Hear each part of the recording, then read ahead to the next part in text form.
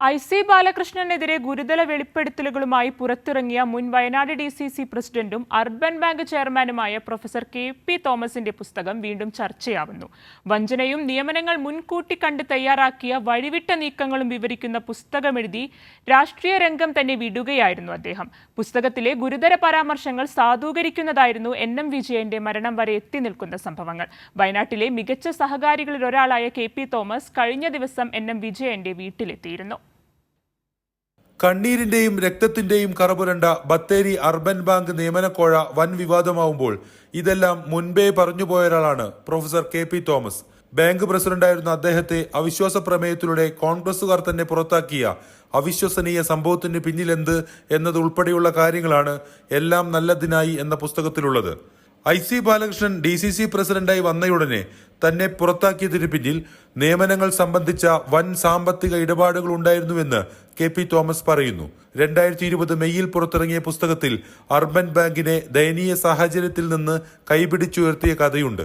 എന്നാൽ ബാങ്കിന്റെ നില മെച്ചപ്പെട്ടതോടെ രാജിവെക്കാൻ സമ്മർദ്ദമുണ്ടായി. ബാങ്കിന്റെ അധികാരത്തിനായി വടംവലി തുടങ്ങി. IC ബാലകൃഷ്ണൻ 2017 രാജിവെക്കാൻ കത്ത് നൽകി. ആവശ്യം നിരാകരിച്ചതോടെ അവിശ്വാസം കൊണ്ടുവന്ന് പുറത്താക്കി. 2 പ്രാവശ്യം മത്സരിച്ചവർ ഒഴിവാകണമെന്നായിരുന്നു നിർദ്ദേശം. എന്നാൽ മറ്റു ചിലർക്ക് ഇളവ് നൽകി. ഇതെല്ലാം നടന്നത് വിവിധ തസ്തികകളിലെ നിയമന സാധ്യതകൾ മുന്നിൽ കണ്ടായിരുന്നുവെന്ന് KP തോമസ് പറയുന്നു. ബാങ്കിലെ 6 റിട്ടയർമെന്റ് വേക്കൻസികൾ, 12 ജൂനിയർ ക്ലർക്ക് നിയമനങ്ങൾ, കാട്ടിക്കുളം, കൽപ്പറ്റ, മേപ്പാടി, മാനന്തവാടി എന്നിവിടങ്ങളിലെ ബാങ്കുകളിലെ വരാനിരിക്കുന്ന നിയമനങ്ങൾ തുടങ്ങി 50ഓളം തസ്തികകളിലെ സാമ്പത്തിക താൽപര്യമായിരുന്നു വഴിവിട്ട് അട്ടിമറിക്ക് പിന്നിലെന്ന് തെളിവുകൾ സഹിതം വിവരിക്കുന്നു പുസ്തകത്തിൽ. രാജി ആവശ്യപ്പെട്ട് IC ബാലകൃഷ്ണൻ നൽകിയ കത്തും പുസ്തകത്തിൽ ചേർത്തിട്ടുണ്ട്. സ്വന്തം സഹപ്രവർത്തകരിൽ നിന്ന് വഞ്ചന ഏറ്റുവാങ്ങിയ അദ്ദേഹം രാഷ്ട്രീയം പോലും ഉപേക്ഷിച്ച് ജന്മനാടായ അങ്കമാലിക്ക് മടങ്ങുകയായിരുന്നു. കഴിഞ്ഞ ദിവസം NM വിജയന്റെ കുടുംബത്തെ സന്ദർശിക്കാനെത്തിയ അദ്ദേഹം ഇങ്ങനെ ഇതിനെക്കുറിച്ച് പറഞ്ഞുവെച്ചു. ആ പുസ്തകത്തിലുണ്ട്, കാത്തിരുന്ന് ക്ഷമയോടെ കാത്തിരിക്കുക, അതിന്റെ ഫലം എന്താണെന്ന് കാണുക എന്നല്ലാതെ ഞാൻ വഴക്കിനും വയ്യാവേലിക്കും പരാതിക്കും നിവേദനത്തിനും ഒന്നും പോയില്ല. ആ ബുക്കിന്റെ പേര് തന്നെ എല്ലാം നല്ലതിനായി എന്നാണ്.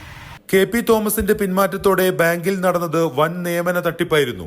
അഴിമതി ആരോപണങ്ങളിൽ കോൺഗ്രസ് നേതൃത്വം ഒന്നാകെ ആടിയുലഞ്ഞു. ഒടുവിൽ NM വിജയന്റെയും മകന്റെയും ദാരുണ മരണവും സംഭവിച്ചു.